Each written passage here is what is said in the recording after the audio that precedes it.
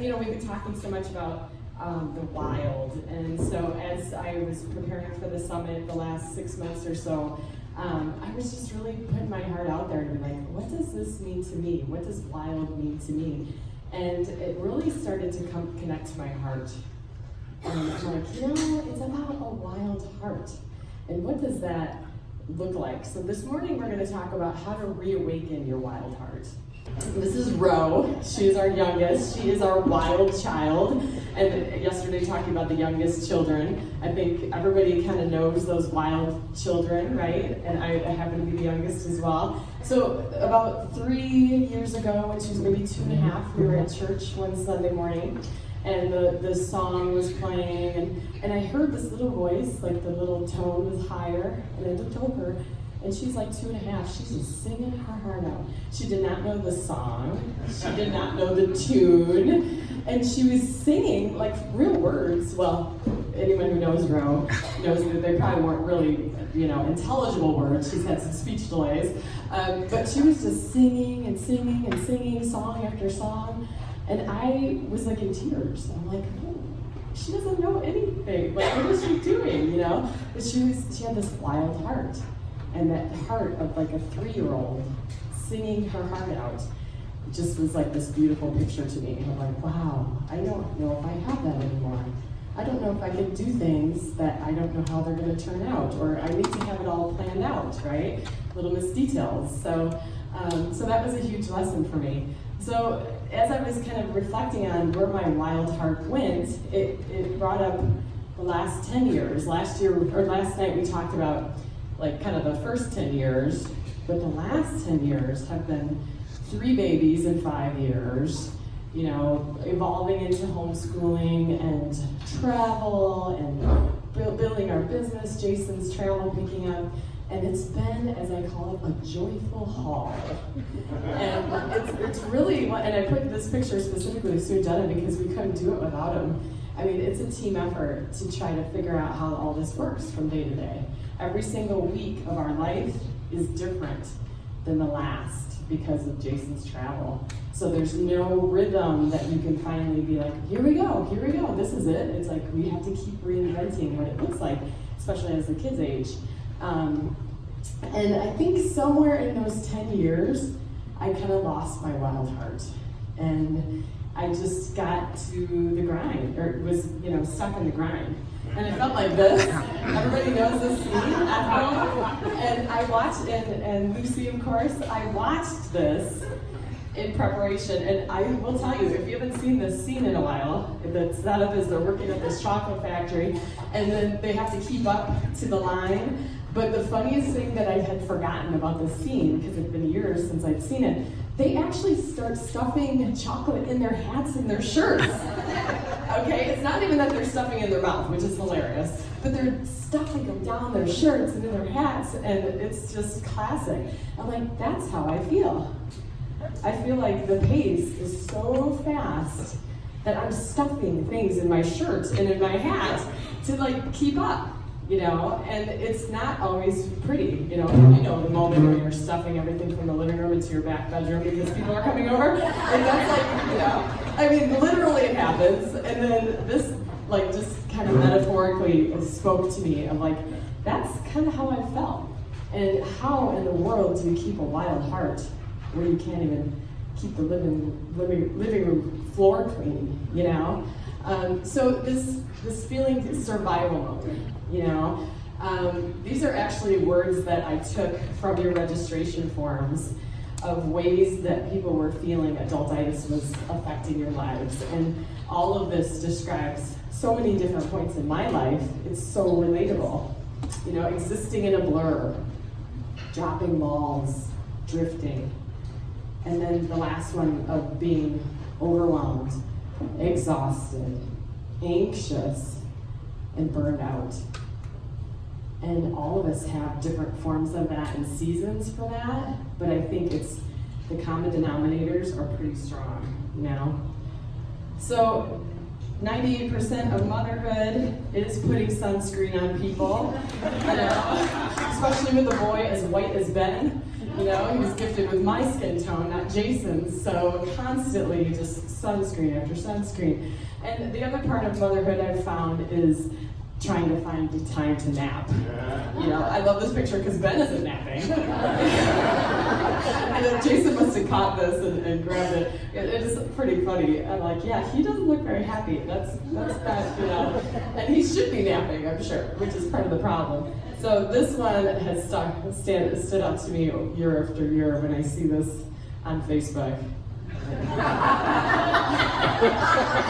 he truly loves me, he'll let me sleep. Do not wake this woman up.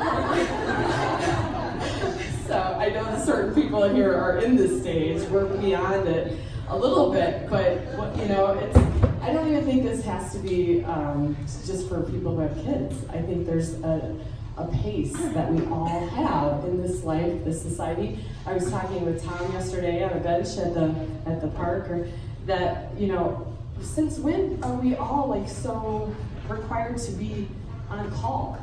You know, it used to be that only doctors were on call, or certain professions, firefighters or whatever, volunteer firefighters. We're all on call all the time, and it's ridiculous. Like, why do we have to respond to people's texts? It's like their emergency, it's not our emergency, and most of the time it's not even an emergency, right? So I think the last 10 years of technology and how it's changed all of us has also changed our hearts. At least I'm speaking for myself. It's changed mine. So it was December 6th, 2014. The kids were these ages, and the Joyful Hall was in full force. And Jason was on a speaking trip, and I was with my parents watching the kids. Luckily, they're in good enough health that they'll come up for a couple days from Illinois and spend some time and just kind of keep the kids busy and help me maintain some sort of pace every once in a while when he's on a longer trip. And I must have been complaining to Jason on the phone about how hard it was. December, it's been cold for about a month. We're kind of cooped up but but there's no end in sight, right, in December. So Jason's like, you know what you should do is go out to the woods in back of our house. Like, I was out there a week ago and it's so pretty. Well, up to this point, and we've been living in the house for 4 years, more than that, 5 or 6 years, I hadn't been back there because strollers didn't work in the trails and the wagons and there's, you know, the bugs and all this stuff. And so I had like 100 excuses. He's like, you gotta get out there. Just leave the kids with your parents and go for a walk. You know, it must have sounded pretty bad. And he's always feeling helpless, right? If you're in a situation with a spouse where someone travels, it's hard on both sides. It's not like he's sitting there in the hotel, you know, drinking a beer, watching a game, and having a great night. You know, he feels so guilty that I'm, you know, dealing with these crazy kooks. And so I went out to the woods, and it was, you should see my parents' faces, because I don't usually leave the kids alone with them, and I'm like, I'm gonna go for a walk, and they're like, oh, okay. When will you be back? I'm like, I may not be. We have jokes like that all the time. I'm like, I'm gonna go for a walk, maybe I'll see you later. I don't know. So, you know, they were fine, and it was fine, and I knew it would be. But I went to the woods, and it was magic hour. And this is the picture I took. It took me forever to find it. But this was the moment. You know, every once in a while you have a moment that you actually have recorded somewhere, like in a physical sense. And I'm so blessed that this moment was recorded, because it was a pretty big turning point for me. The sun was setting, of course, through the woods, and all the trees were bare because it was December. And there was this huge lesson happening for me in this moment, because I felt like all those trees. I was like, I got nothing. I'm totally bare. This is it. Like, but the beauty of that sun and the magic hour and the light coming through there was like a renewal for me. I felt like I had a defibrillator on me, and it was like, oh, yeah, okay, this is different. Like, I felt something I hadn't felt in a really long time. Like, I felt my heart. And in the busyness of like parenthood and diapers and laundry and contracts and travel arrangements. Like, that just kind of had gone away for a while, And you'd have moments of it with the kids and the babies, and, you felt like you were still in your spirit, but definitely my wild heart had been drained. But this was the moment that it changed. No, we don't need more sleep. It's our souls that are tired, not our bodies. We need nature. We need magic. We need adventure. We need freedom. We need truth. We need stillness. We don't need more sleep. We need to wake up and live. And that perfectly summarizes what my challenges were at the time. Sleep, yes, I could always use more, but that's not really what I was lacking. And I'll be honest, I was scared to death to become a mother. We were together for 12 years before we had kids, and I was scared to death that I would lose myself. And I said to Jason, you see this, my mom did it, and I saw the challenges she had when she kind of lost her own identity in our family. And I was scared to death of the 24/7. Like, they never go home, How does this work? As an introvert, as a business owner, I was like, I don't know how this works. How do you? And luckily, all these emotions and hormones and everything are built in where it works. But it's still exhausting. They never go home, Actually, they're always home. That's the challenge. But so I would go back to the woods and the prairie, and I would start capturing things on my phone. It was almost like evidence. Like, I think of it as like proof of life. It's like, I am still alive, and I'm going to take a picture to prove it. And then I would show it to Jason, almost like he didn't know how far the heart thing was removed. Because you just kind of muster up and keep it going. But it was almost like I was trying to prove to myself, to him, to whatever, that there is something still here, Before Lucy was born, I was doing a lot of creative writing for our website, and we kind of had a book that came out together because of some of the blog posts and stuff like that. And, I just kind of had to shake my head and wave the white flag on some of the creative writing when the kids came, because I'm like, there's just no place that I have that energy to do that. But here we are a couple of years later, and my creative juices were like flatlined, and it was really draining my heart. And I'm like, this doesn't work. I need to have some sort of outlet for creativity, and it doesn't have to be a deadline type of thing, which was the thing that was challenging. So I started taking pictures, and I started to realize that, life was whispering, and I needed to listen closely. And I would hear messages, and the spirit was moving, and my heart was getting more and more inflamed, and the flatlining that had happened for so many years was like turning a corner, and it was a pretty big deal. And ultimately, I was looking for this girl, and in the woods is where I found her, and that wild child was in me still. But she was totally buried, amongst it all. And the coolest thing is that being in the woods, for me, the nature, would bring about memories that was from my childhood. I spent a lot of time outside as a kid. We lived on an acre, and there's a big hill with all these trees. And I think I shared the past with past summits. I spent a lot of time on my swing set, imagining, listening to the wrens sing their songs. And so being out in nature brought these little sensory reminders of like childhood and all those little things that started to remind me of who I actually was, not just what I was doing in my life, like the whole human being, not human doing, right? And these little things, we put them in the vases, but I used to think these were daisies. And I used to I'd find these and I'd bring them in, I found daisies. And now obviously they're just wildflowers, or maybe they're even a weed, I don't know, But those little things where I'd see that, and then it would remind me of the excitement of the spirit that I once had. And that little girl with the wild heart started to come back. The world will never starve for want of wonders, but only want of wonder. G.K. Chesterton. So I was realizing what I had been missing is wonder, childlike wonder. And how do you have that when you're just at a pace where you can barely, keep up? So I started going on more walks, and as many of you in this room know, I started to see hearts.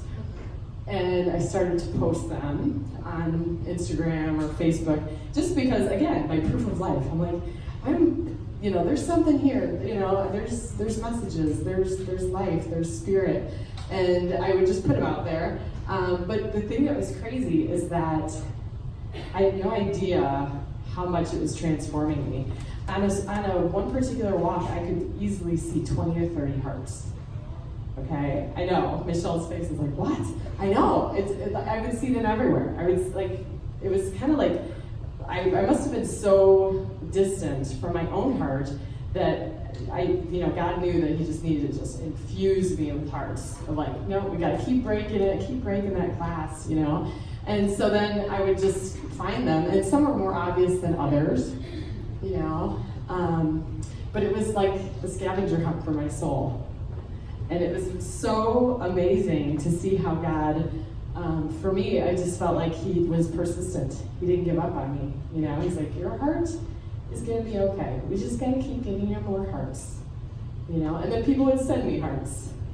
And I'm like, okay, Tara sent me a picture of a heart, that was a strawberry that was shaped like a heart.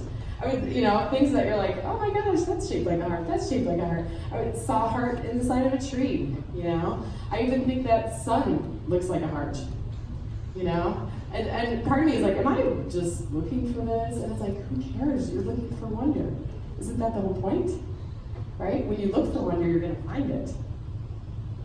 Snow. If Jason goes on a walk with me, he's like, oh, great, here she's stopping again, I'm like, look at that. So he's very patient. So eventually, the joyful haul turned into the joyful haul, my treasures, okay? And I started posting like, oh, this is my morning haul. This is what I found this morning. And I'm like, that's interesting that word has different meanings. Haul, or haul. Like, look what I found. I found like these grasses that if you look at them in a certain way, they look like a heart. Like, how cool is that, right? A divot in the sidewalk looks like a heart. A pickle at Culver's. I mean, this is getting ridiculous, right?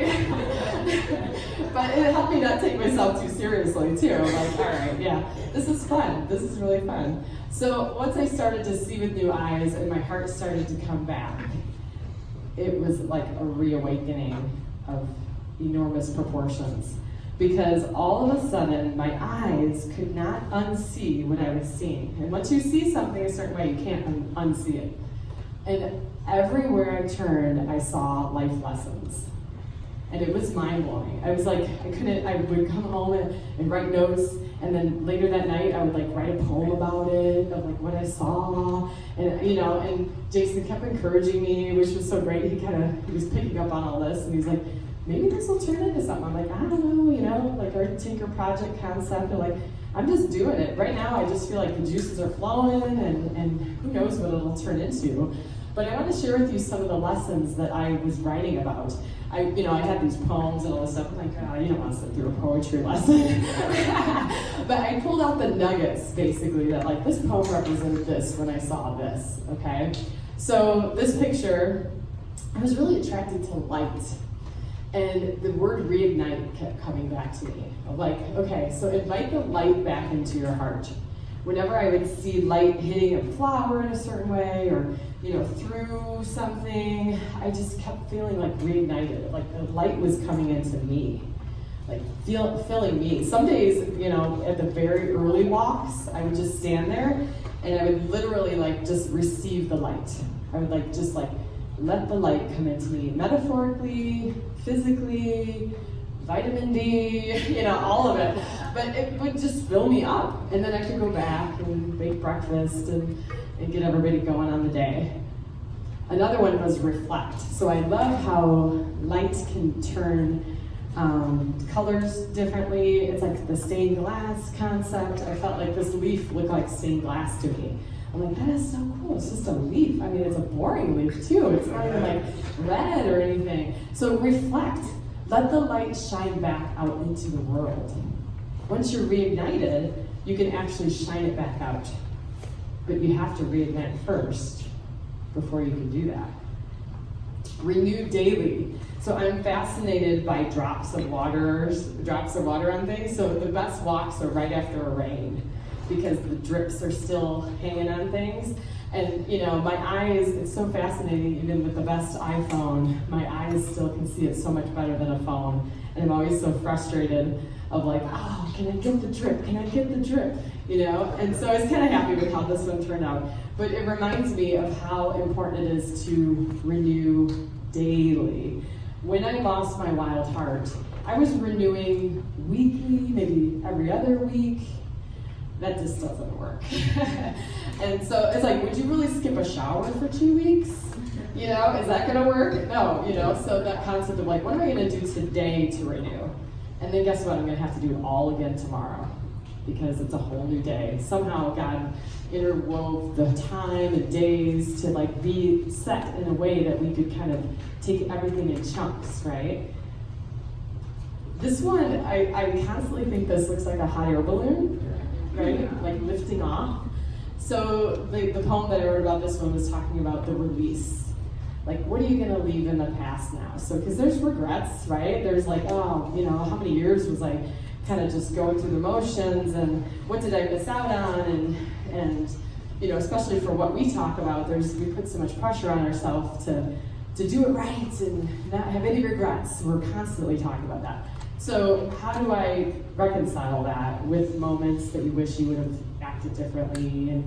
And so this image of this little, it has frost all over it. It kind of gave it even more of an intention, the way it was kind of frozen up there. Of like, it's just, let it go. Like, there's no good sense in spending any time on the past unless you're bringing the value with you. There's nothing good that's going to come undwelling from what happened before. This is always one of my favorites, and Tara, who's been a big encourager of the stuff that I'm sharing today, she actually put this on a cover of a little book and filled it with my pictures and encouraged me and said, you gotta keep doing that. This one about the reroute. I actually was sharing with Lucy, I'm like, okay, you don't know the show Friends, but there's this scene where Ross and Chandler and Rachel are trying to get this couch up the stairs, and he's like, pivot, right? Anybody who's seen that, I watched it again and showed her, she's like, I don't know who these characters are. Yes! Oh, here we go, pivot! Pivot! Pivot! Pivot! Pivot! Pivot! Shut up! Shut up! Shut up! But this is like the version of that. It's like reroute with grace, right? Don't bring all the baggage with you. Just move toward the light again. Like, that's such a beautiful thing. How the heck did this dandelion stay alive? Like, it's a pretty significant break. And so I think there's so much, like, I would see something like that and I'd be like, there has been a pretty significant break, but I can still bloom. And isn't this almost more beautiful than just a traditional dandelion? Because it's uniqueness, because of what it brings with it, the journey it's been through. Re-examine. So once I started to heal and feel like I was finding myself again, finding a voice, finding, my heart, I wanted to start to re-examine what's next. What do I even want? I could start to dream again, the night scroll where you lay in bed and you take your phone and you just like scroll, whatever you're scrolling, and you don't really reflect on the day, you don't really dream. Like, that still happens to both of us. It's kind of like the lazy, easy way to end your day, right? This challenged me to kind of like look deeper and say, all right, what now? Like, who am I now? And how does that change what's gonna happen tomorrow? Realign your dreams. So that was tying right into that. I'm like, okay, so now that I know this, I think I need to pursue this more often. These daily walks, if I'm not doing them, it feels like my dreams are not even present. Does anyone else feel that way? Like if you're not renewing yourself, like dreams are just kind of floating, but there's nothing connecting with any plans or action steps, and dreams can just kind of fly away and you can lose the moment. You can lose it. Rise and reclaim your wild heart. After a while, I was feeling much more confident with the concept of, yeah, this is who I am now. I have 3 kids, I help run a business, you know, I had like a purpose tied into it all because all these little lessons that God was using to teach me through all these beautiful images were speaking to who I was and who I needed to be. So ultimately, I felt like, yeah, you can be broken and beautiful. We're not going to be perfect. This image of this half bloom, you know, the flower missing half its petals, like that type of thing would just help me accept the fact that that's who I was, and that's okay, and that's beautiful. So Jason, as he is always branding things and helping to, you know, put tiny little bows on packages of thoughts and concepts, that's one of his gifts to the world, like helped me to realize I was on a wonder hunt. And so that's a little hashtag I would use. I'd put a picture, I would put hashtag wonder hunt. And it's been kind of fun to label it now that I've been several years into this journey. The wonder hunt has been something that if I'm not doing it, I realize I'm missing out. I'm like, ooh, I gotta go out there and do that. And Jason has helped me to whimsify some of my finds. There was a day when the snow had landed so perfectly on all these wildflowers, and I'm like, I went out there and I came back, and he probably thought I was crazy. I'm like, there's all these amazing little ladies out in the prairie. Because this is what I saw. They all had fabulous hats. And this is exactly what I saw. I'm like, can you help me create what I think in my head? You know, so there might be more to this that I'm, you know, thinking between his art talents and the imagination that's coming out of this. I'm like, I think these little ladies are fabulous. There were hundreds of them, you know. So ultimately, I love this quote by Bob Goff. When we're not afraid anymore, we can start doing stuff. Like, what can we leave behind so we can start doing stuff? You know, we don't want to have the near-death experience to be able to have this turning point. And how much joy do we miss by simply not noticing? The way this grass, you know, kind of circled around the sun rising. It just is one of those things where I'm like, it just reminds me that there's so much to notice. We just have to open our eyes and look for it.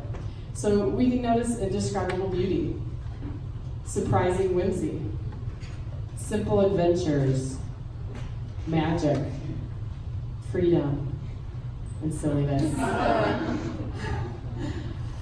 So I'm going to give some examples of, I think, other ways that people are bringing back this wild heart, finding the wonder. There's no right way to do this. This is the way I think my journey took. But we just saw Clint, you know, he was building something fabulous. Could you tell that his wild heart was alive and well when he's describing? He's using the same words, magic and this childlike wonder. The common denominator, I think, is that childlike magical wonder that we're always trying to get back to. And that is such a beautiful example. In our neighborhood, our neighbor, who is amazingly creative, built this. This is her mailbox. And so, again, building. What can you build that might help you bring back that wonder? Serve. So Krista here in our group, here at what table you're at, the bright blue table, she shared in the Escape Adulthood League that Jason had shared about this morning, that this year she went to Guatemala with her 2 sons, 8 and 11, and her husband, who is a youth group leader, and they went on a mission trip to build houses in Guatemala. And she was sharing the most amazing story, which I can't, if I were to read it all, you would be in tears, because it is, you have to get on there and read it. She basically was telling the journey of her letting go of the process of serving in a different country, and I know Christy's had that experience too, haven't you? Of what changes, what things you have to release to be able to be there, what expectations you have to be okay with that aren't going to be met, and her journey of service with her family was life-changing. So thank you for sharing that on there. This guy has come to our church. I don't know if Father Dave knows this guy or not, Father Paul Fagans. So he's come to our church every year to raise money for his mission, Roads to Life Tanzania. How do you say that? Tanzania. And he builds roads, and he builds hospitals, and he serves people's physical needs in Africa to be able to serve their souls. And this guy has dedicated his whole life. He's like 90, 100. Yeah, he rides motorcycles on these dirt roads to figure out where they need another road, where do they need another well. He'll just sit there and talk and share year after year of the service. And this guy, if there's ever a person with a wild heart, it's this guy, Mr. Motorcycle Priest Africa dude. Yeah. This one I didn't really have a story with, but I just love the picture. So doing these hard things, right? I mean, it's not going to be easy. This route is not easy. And as I said to Lucy the other day, I said, easy is so overrated. Easy is not the goal, but advertising, social media, everything is about making things easier. And I'm like, easy's dumb. I just don't buy it.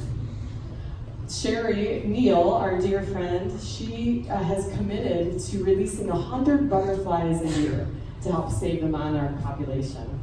And so she's taken Lucy under her wing, and Lucy released, 25 last year, probably at least, or 40? And the whole point is that's where she finds her wild heart. Okay, she loves watching the stages of their metamorphosis, and honestly, that's her metaphorical, life-changing thing for her heart to say. She's like, I can't believe that such an ugly caterpillar can turn into something so beautiful, and it helps me to realize that I can be broken and beautiful too. This woman, Lindsay Sheely, has 4 young kids under 10, and every day she rock climbs. So she is one of those strivers, the marathon runners, and so that's where she finds her wild heart. Somehow, with 4 young kids, and her husband's a professional speaker, he's on the road like crazy, she finds a way to do this every day. And she even competes. I'm like, they have rock climbing competitions? I didn't know anything about this. But she's constantly putting a picture up of what, route she took and how hard it was and she said, one day she said, moms, if you don't have something that you're doing every day that is gonna get your heart wild, then you're gonna be in trouble. And that's how she does it. And then there's play. Just this Jason's dad, when he retired, he's like, I just want to get a kayak and I want to fish all day long, and that's exactly what he's done, to the chagrin of his wife. But no, she teases him about it. But he is in his happy place. This is where his heart comes alive. And then he's got his joyful haul. He's sending pictures of all the fish he took, and which ones they were, which ones they kept, and which ones they threw back. And so the play, so 93% weird. Some of you are like, what is that? We don't know that, do we? And we shared it on one of our little video cast things that we did through the league. But this is a little phrase that we've kind of come up with to have an invitation to play more in our family. Is if you're not being 93% weird, then we're taking ourselves too seriously. But don't be 94. Right? So that's always the line of 94. We'll just say the number to people. Ben, who's 7, will literally call people out and be like, 94%. This is 93, okay? So everybody knows I love to find things and mimic, whatever it is. Take us to an art gallery, which we go to a lot of them, and the statues are so fun to just mimic. We went to Kohl's one day and Lucy's like, get my picture with these legs. 93, okay? I mean, we even have this game called Tortilla Frisbee that I shared on the lead, where it's it started when Ro likes to eat tortillas first snack. And so she'd be in the living room, and I'd be like, just catch it, you know? And then I'd throw it. And it was awesome, because you can catch it really easy versus a real Frisbee. And so now it's a thing. Like, we literally play Frisbee with tortillas. And they get eaten, so we're not wasting them. And little things like our tradition with Sue and Jenna of our Halloween. So we'll theme a Halloween costume. So this is like our, I don't know, medieval, like we got a dragon, we got a castle, and we got a wizard, you know. But this is just a simple way that we can practice our 93%. And yes, our neighborhood thinks we are probably 100%. So a man who is not willing to fight for what he wants deserves what he gets. We went to Finding Neverland, the play, at the Overture Center last year, and Captain Hook said this, and as soon as he said that, I was like, I write that down. I'm like, yes, I'm taking advice from Captain Hook now. I don't know. But there is something about that. It's like, why do we just accept this as like, oh, this is how it's gotta be, you know? It's like, no, fight for it. You have to fight for it. So Chase the Wind, Lucy had the dream, you know, we were talking about New Year's resolutions on New Year's Eve this year, and she's like, this year I want to start my dog walking business. It was literally New Year's Eve. And I was like, okay, let's do it. Let's see what we gotta do, you know? And she had a vision of what she wanted to do and how she wanted to do it. So a few hours later, she's like, starting to make our flyer. She's like, oh, can you help me edit this? Yeah. And I'm like, can you help me print this? I'm like, right now? Okay, yeah. And we didn't have much going on. And so she's like, can you help me deliver these? I'm like, on New Year's Eve? And then it started snowing. I don't know if you remember New Year's Eve in Wisconsin this year. It snowed, like for the first time, really heavy. And so we're literally trudging through the neighborhood, passing out flyers. It was about 5 p.m. on New Year's Eve because her New Year's resolution was to start this. I was like, that's crazy. That's a really good idea. Inspiration is perishable. If you lose that moment that you're most motivated, you might not get it back. So even though it was kind of crazy, Jason had a turkey in the oven. We're going to have this nice New Year's night. I'm like, when's the turkey coming up? We have about 10 flyers to do. Okay, you know, we're like, let's go. And we found her most awesome client in the woods that night because it was snowing and I wanted to go to the woods to get a few pictures. And she was walking, and we didn't even know her. She was walking with her dog, and I'm like, hi, we have a flyer. Literally, and now that's like her most awesome client that she's had all year. So ultimately it comes down to this quote, I think. You are a spirit in a body, not a body in a spirit with a spirit. So making the body beautiful is fun, but making the spirit beautiful is the main goal of this life. As I was reflecting on, you know, how to close this, I had this idea. So I want to kind of just tinker and experiment with this with you in a little bit. But find a comfortable spot to sit. We're going to close our eyes for a minute. And I'm going to kind of walk you through a reawakening exercise. And we're basically going to look for that little child, that 5 or 6-year-old. Okay? So what I want you to do is go ahead and close your eyes. Take a deep breath. Now take another deep breath. Take one even deeper. And once your breathing has slowed down, I want you to start to focus on slowing down your thoughts.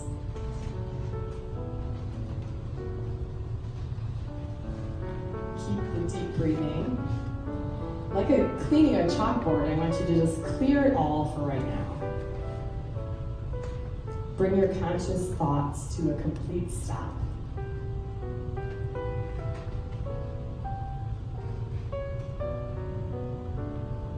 Invite a still mind and just continue breathing slowly.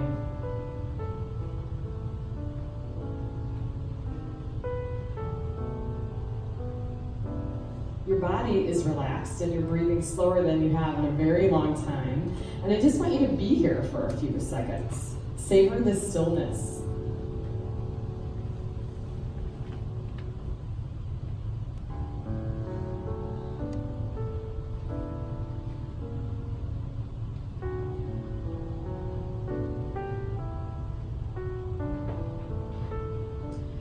let's move to your heart. I want you to try really hard to still yourself enough to actually feel your heart beating. Feel the rhythm of your breath and picture the blood pumping through your heart with each beat.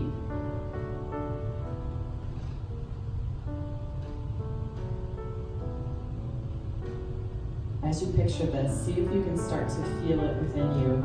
And continue to keep your mind still as you put all your focus right on your heart.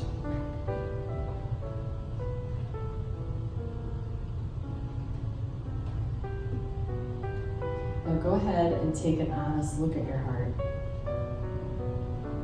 What do you see? How does it look? What's its current state?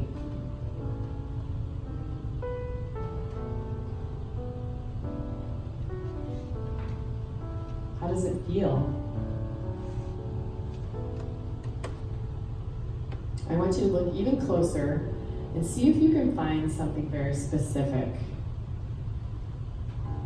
Something that exists inside your heart. That younger you.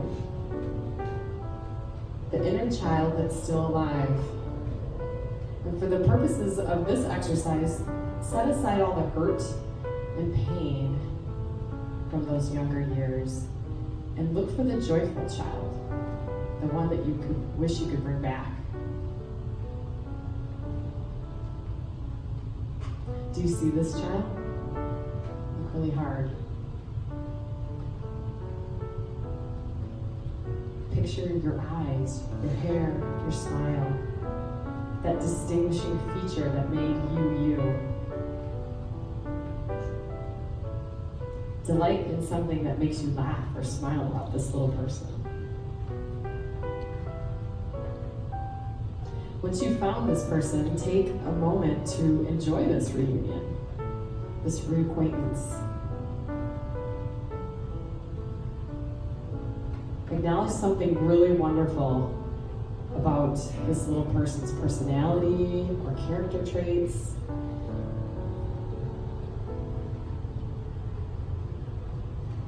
Now I want you to ask this little person a very important question.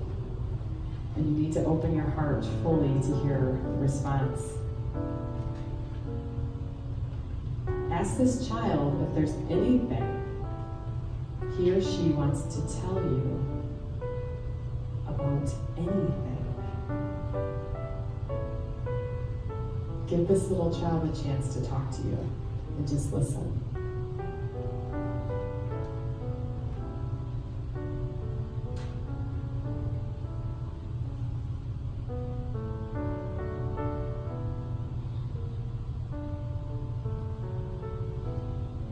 What truth does this child want you to know?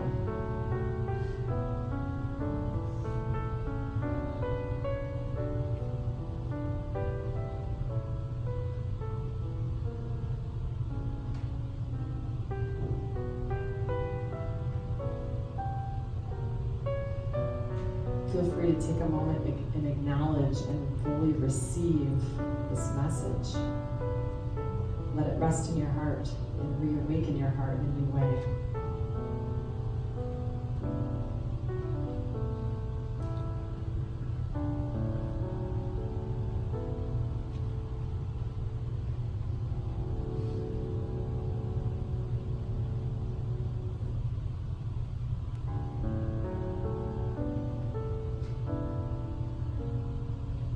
When you're ready, you can open your eyes, write down any notes.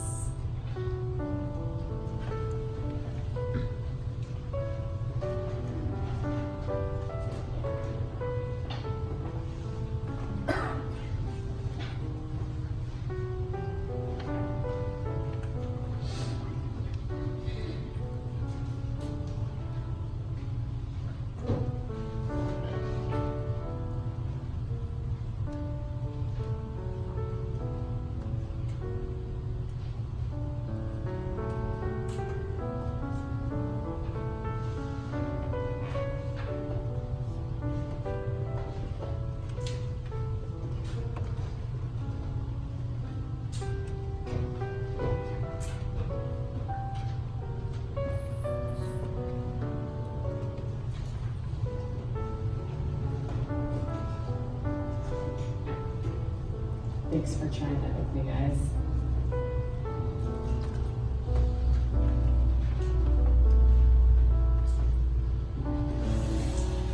So ultimately, I hope that receiving this message will be something that helps you find your wild heart again. And just like Row at church, that maybe you can start to sing a new song too. Thanks, you guys. Appreciate it.